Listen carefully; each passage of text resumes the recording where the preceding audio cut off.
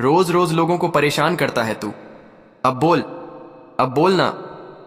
आज बताती हूं मैं तुझको अच्छे से। सुबह की हल्की धुंध और ट्रैफिक की हलचल के बीच सड़क के किनारे खड़ी आरती कपूर ओएंटो का इंतजार कर रही थी। लाल रंग की साड़ी में वह बिल्कुल साधारण दिखाई दे रही थी। किसी को अंदाजा भी नहीं था कि सामने खड़ी महिला जिले की आईपीएस अधिकारी है। कुछ ही देर बाद एक काली रंग की जीप तेजी से आई और साइड में रुक गई। उसमें से निकला इंस्पेक्टर सुरेश त्यागी, जिसकी उम्र करीब 45 साल थी। वह डीएसपी का खास आदमी था, जिसकी शक्ल सूरत में घमंड झलकता था।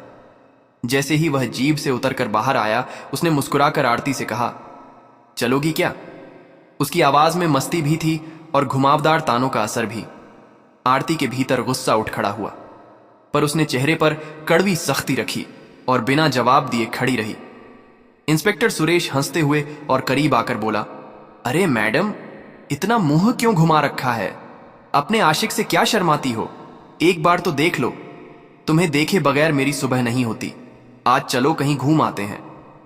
वह बोलते हुए ऐसे अदा कर रहा था जैसे आरती को पहले से जानता हो, जबकि उनका आपसी कोई रिश्ता था ही नहीं।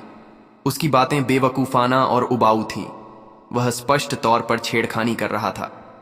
आरती ने ठंडे लहजे में कहा, आपको कोई अधिकार नहीं कि आप किसी अनजान लड़की से ऐसे बात करें। पर सुरेश को यह सब मजाक सा लगा। उसने ताव देकर आगे बढ़ने की कोशिश की और जब आरती ने मुंह फेर लिया तो वह हंसते हुए बोला, अरे शर्माने की क्या बात, मैं तो बस मजाक कर रहा था। थोड़ी मस्ती कर लो। तुम्हारी खूबसूरती पर मैं फिदा हूं, अब मना मत करो। हद तब छू गई जब उसने अपना हाथ बढ़ाकर आरती को अपनी ओर खींचने की नौबत आ गई। आरती ने झट से उसका हाथ छुड़ा लिया और सख्ती से कहा, यहां बीच सड़क पर लड़की को छेड़ रहे हो? क्या तुम्हें शर्म नहीं आती? तुम्हारी मां नहीं है क्या? उसकी आवाज में क्रोध था, पर शब्द साफ और नियंत्रित थे। यहां से हट जाओ, वरना मैं वो हाल कर दूंगी कि तुम आगे कभी किसी लड़की को छूने की हिम्मत नहीं कर पाओगे। सुरेश ने अहंकार भरी हंसी के साथ पलटा और ठहाका लगाते हुए कहा, अच्छा, तू मुझे मार देगी? मार के दिखा तो सही, मैं तुम्हें याद रखूंगा। तुम्हारे हाथों मार पड़ना मेरे लिए अब नया रोमांच होगा। आराम से आ जाओ, ज्यादा एटीट्यूड मत दिखाओ। मैं तुम्हें अपना बनाकर ही रहूंगा, समझी? तुम्हारे बिना कहीं जाना मेरे बस की बात नहीं। आरती ने उसकी आंखों में ठंडी नजर डालकर कहा, तुम्हारी धमकियों से मुझे फर्क नहीं पड़ता। मैं किसी की संपत्ति नहीं कि तुम बस मालिक बनकर मुझ पर हक जताओ। अब बस यहां से हट जाओ। आरती की बातों ने जैसे किसी अंगारे को हवा दे दी हो। इंस्पेक्टर का घमंड पल भर में आग में बदल गया। उसने तेज स्वर में चिल्लाते हुए आरती के गाल पर एक जोरदार थप्पड़ जड़ दिया। बहुत बकवास कर रही है बड़ी देर से, अब समझ में आएगा तुझको कि मैं कौन हूं। आरती का चेहरा ठिठक सा गया, पर उसकी आंखों में क्रोध की आग पहले से भी तेज जल उठी। सुरेश ने बेसुरी आवाज में कहा, इतना प्यार से बोल रहा हूं और तू कुछ समझती नहीं। तू खुद को क्या समझती है? मैंने कहा है कि मैं तुम्हें लिए बिना यहां से नहीं जाऊंगा। क्या तू नहीं जानती कि पूरा जिला मेरा नाम जानता है? मैं इंस्पेक्टर सुरेश त्यागी हूं, जिसे डीएसपी साहब का संरक्षण प्राप्त है। जो मैं कहूंगा वही होगा। यहां मेरा राज चलता है। ज्यादा नौटंकी मत कर, चल मेरे साथ, वरना 2 और थप्पड़ पड़ेंगे, समझी? आरती के लिए अब बात साफ थी। यह इंस्पेक्टर सत्ता के घमंड में पला बढ़ा था और इसलिए अपनी सीमाएं भूल चुका था। पर उसके चेहरे की लालिमा अब भय की नहीं, असली गुस्से की थी। वह सख्ती से बोली, तुझे लगता है तुझ में इतना अधिकार है? तेरा डीएसपी कोई भी हो, कानून सबके लिए एक जैसा है। तुम किसी भी हाल में किसी महिला को ऐसा अपमानित नहीं कर सकते। पर सुरेश की अकड़ बढ़ती गई। उसने फिर से हमला करने की नीयत दिखाई। तभी आरती ने झट से उसका हाथ पकड़ा और इतना जोर से झटका दिया कि वह संतुलन खो बैठा। सुरेश चिल्लाया, तू मुझे मारेगी? मेरा नाम याद रख। लेकिन आरती कोई आम लड़की नहीं थी। उसने इंस्पेक्टर सुरेश को जमीन पर गिरा दिया। भीड़ में खड़े लोग चौंक उठे। कुछ ने मोबाइल निकालकर रिकॉर्ड करना शुरू कर दिया। कुछ ने बीच बचाव के लिए आने की हिम्मत नहीं की, क्योंकि वे जानते हैं कि मामला पुलिस का है। सुरेश, जो अभी तक अपनी अकैच में डूबा था, अचानक डर के मारे कांप उठा। उसने मन ही मन सोचा कि अब डीएसपी साहब को बुलाना ही पड़ेगा। घबराहट में उसने चिल्लाया, रुक, तुझे अभी बताता हूं। मैं अपने डीएसपी साहब को बुलाता हूं। वे आएंगे और तुझे सबक सिखाएंगे। तूने मेरी बेइज्जती की है, तुझे इसका अंजाम भुगतना होगा। और वह तेजी से अपने फोन में नंबर डायल करने लगा। आरती ने शांत लेकिन कठोर स्वर में कहा, बुला लो, पर जान लो, अगर तुम्हारे डीएसपी साहब ने भी मेरे साथ किसी तरह की गलत हरकत की तो कानून के आगे सब बराबर है। कोई भी चाहे वह कितना भी बड़ा क्यों ना हो, सलाखों के पीछे जाएगा। कुछ ही देर में एक कार मौके पर आई और कार से करीब 55 साल का आदमी उतरा। चेहरा परिचित, कदकाठी में प्रभावशाली। वह प्रदीप अहलावत जिले का डीएसपी था। उसने भीड़ में कदम रखते ही मुस्कान भरी नकली अदब के साथ आरती की तरफ सलाम ठोकते हुए कहा, अच्छा, आप यहां क्या मामला है मैडम? उसकी आवाज में खास आदमी को बचाने का घमंड झलक रहा था, पर चेहरे पर दबे हुए रोष का संकेत भी साफ था। उसकी नजर एकाएक सुरेश पर पड़ी। वह तेजी से सुरेश के पास गया और उसके हाल को देखकर चौंक उठा। सुरेश ने गुस्से में कहा, साह, इस लड़की ने मुझे मारा। देखो मेरा क्या हाल कर दिया। इसे नहीं छोड़ूंगा, मैं इसे सबक सिखाऊंगा। प्रदीप अहलावत का रंग बदल गया। उसने आरती की ओर देखते हुए कहा, मैडम, आपने मेरे इंस्पेक्टर को क्यों इस तरह? भीड़ में एक सन्नाटा छा गया। लोग फुसफुसाने लगे कि मामला बड़ा होने वाला है। एक तरफ एक आईपीएस अफसर, दूसरी तरफ डीएसपी का खास आदमी। आरती ने गर्दन सीधी कर ली और शांत स्वर में जवाब दिया, मुझे आपके इंस्पेक्टर की परवरिश की जिम्मेदारी लेने की जरूरत नहीं। उसने जो किया वह सार्वजनिक जगह पर हुआ। मैंने केवल आत्मरक्षा की। अगर वे चाहें तो शिकायत दर्ज कराएं। सब कुछ रिकॉर्ड हुआ है। लेकिन समझ लें, किसी भी तरह की गुंडागर्दी का जवाब मैं कानून के मुताबिक कर दूंगी। आप चाह तो शिकायत दर्ज कराइए, पर याद रखें, कानून का कानून ही चलेगा। सुरेश की बेईमानी और हाथ उठाने के बाद जो माहौल बन गया था वह अब और भी गंभीर रूप ले चुका था। प्रदीप अहलावत के सुर में पहली से कठोरता थी, पर जब आरती ने तेज आवाज में कहा कि पहले अपने इंस्पेक्टर की हरकत सुनिए, फिर फैसला कीजिए, उसने जोर देकर कहा कि उसने आत्मरक्षा की और सार्वजनिक जगह पर हुई अभद्रता बर्दाश्त नहीं की जा सकती। प्रदीप अहलावत ने हाथ जोड़कर क्षमा याचना की कोशिश की। कहा, सॉरी मैडम, मैं अपने इंस्पेक्टर की तरफ से माफी मांगता हूं। मुझे पूरा मामला पता नहीं है। लेकिन आरती ने शांत पर अटल लहजे में कहा, माफी? अगर आपके इंस्पेक्टर ने गलत किया है तो माफी ही काफी नहीं होगी। कानून के अनुसार कार्यवाही होगी। किसी के पद से बड़े होकर कोई भी व्यक्ति किसी महिला से इस तरह का व्यवहार नहीं कर सकता। भीड़ में खामोशी फैल गई। लोग आपस में फुसफुसाने लगे कि आखिर एक पावरफुल आदमी और कानून की ताकत के बीच कैसे टकराव होगा। इंस्पेक्टर सुरेश खड़ा देखकर भी असहज था। उसे समझ नहीं आ रहा था कि उसके डीएसपी साहब इस सार्वजनिक दबाव के आगे झुक क्यों रहे हैं। गर्व का घमंड उसके अंदर कमजोर पड़ता जा रहा था।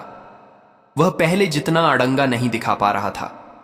आरती ने तुरंत आइडेंटिफिकेशन करवाकर मोबाइल रिकॉर्डिंग और आसपास के गवाहों के बयान भी सुरक्षित करवा लिए। कई लोगों ने मोबाइल निकाला और घटना रिकॉर्ड कर चुकी थी। उसने फिर सुरेश को अपने साथ थाने ले जाने के निर्देश दिए। सब इंस्पेक्टर अमन वर्मा को तुरंत फोन करके बुलाया गया। अमन शीघ्र ही 2-3 हवलदारों के साथ मौके पर पहुंचे। उन्होंने स्थिति का जायजा लिया, गवाहों के बयानों को नोट किया और सुरेश को थाने ले जाने की औपचारिक प्रक्रिया शुरू की। थाने में पहुंचते ही आरती ने खुद मामले की प्रारंभिक जांच में हाथ लगाया। उसने संयम और पेशेवर खड़ाई के साथ गवाहों से पूछताछ करवाई, मोबाइल फुटेज और आसपास के सीसीटीवी के रिकॉर्ड देखे जाने के लिए निर्देश दिए। जांच में जो तथ्य सामने आए वे चिंताजनक थे।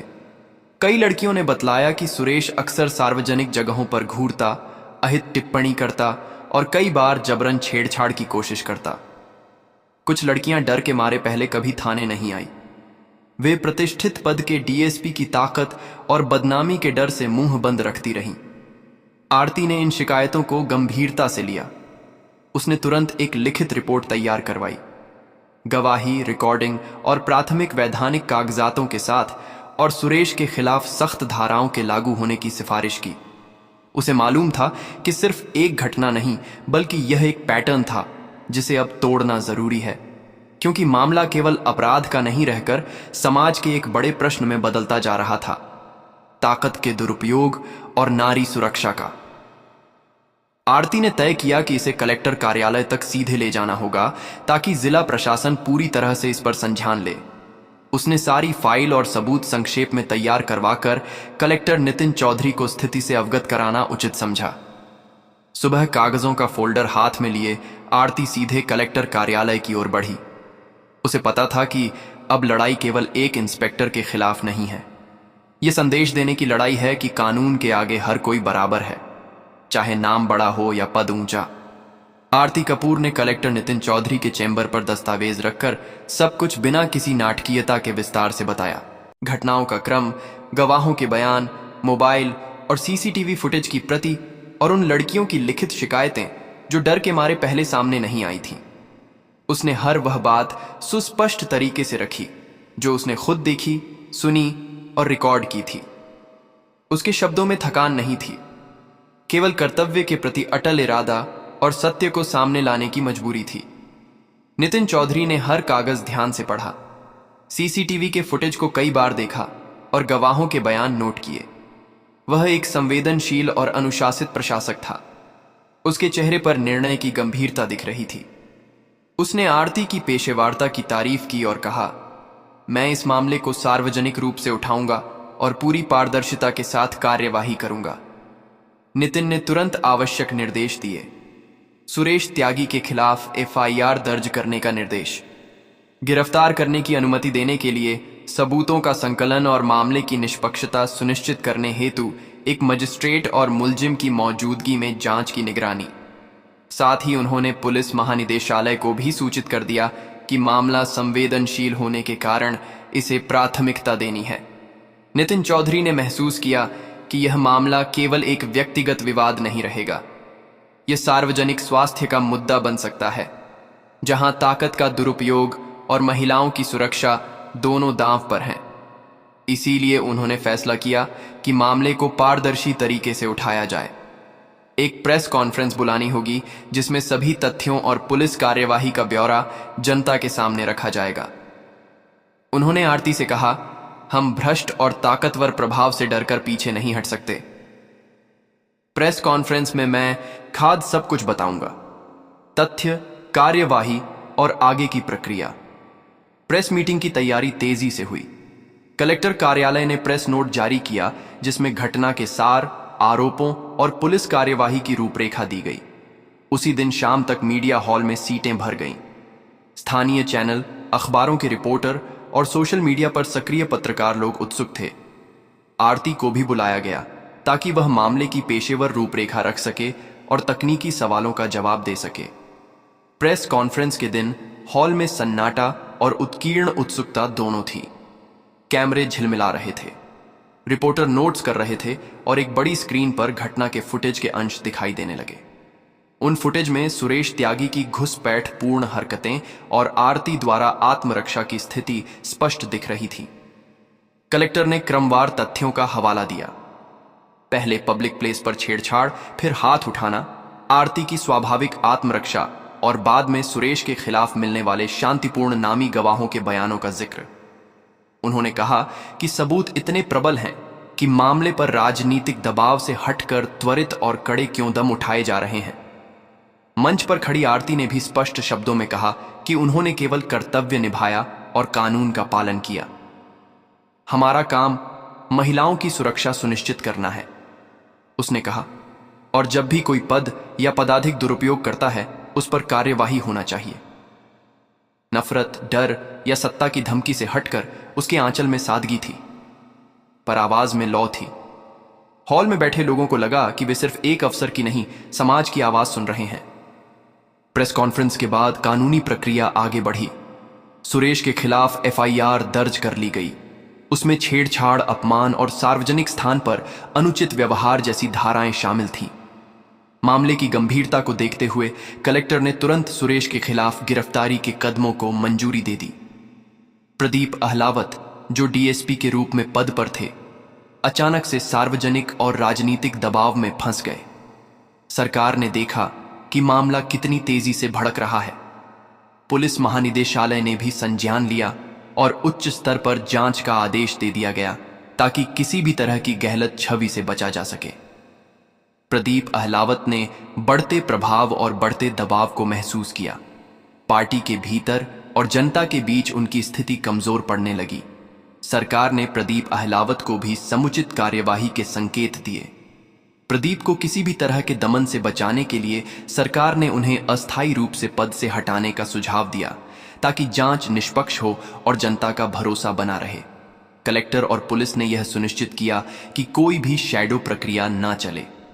अगर प्रदीप अहलावत ने भी अपने पद का दुरुपयोग किया हो तो उसे भी नियमों के अनुरूप देखा जाएगा। मामले की स्वतंत्र जांच का आदेश जारी हुआ, जिसमें सीबीआई लेवल के निरीक्षक और मजिस्ट्रेट की निगरानी रखी गई। जांच के आगे बढ़ने के साथ ही और भी चौंकाने वाले तथ्य सामने आए।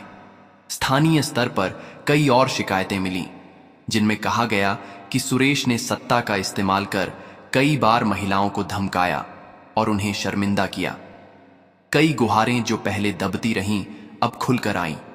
इन सब प्रमाणों को मिलाकर जिला प्रशासन ने कड़ा रुख अपनाया। राजनीतिक और प्रशासनिक प्रक्रियाओं के समन्वय में प्रदीप अहलावत को अस्थायी निलंबन का सामना करना पड़ा। उन्हें डीएसपी पद से हटा दिया गया और उन पर भी जांच जारी रखी गई। सुरेश त्यागी को कानून के मुताबिक अदालत में पेश किया गया और न्यायिक हिरासत में भेज दिया गया। समाज में यह संदेश साफ हो गया कि कोई भी व्यक्ति, चाहे उसका नाम कितना भी ऊंचा हो, कानून से ऊपर नहीं है।